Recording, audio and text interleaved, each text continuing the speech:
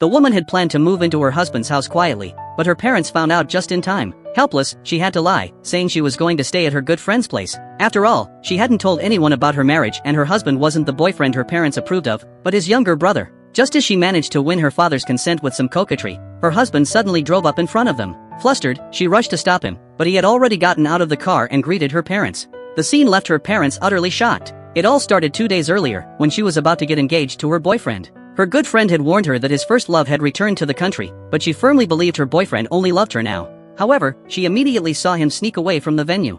Leaving her friend behind, she followed him and sure enough, caught him having a secret tryst with his first love. Enraged, she stepped forward to expose them, but her boyfriend accused her of making a fuss. After all, he argued, it was only after his first love went abroad that she'd had the chance to be with him. Furious, she threatened to call off the engagement, thinking this would force him to apologize. But to her surprise, he just shrugged her hand off and left with his first love. Watching their retreating figures, she was heartbroken.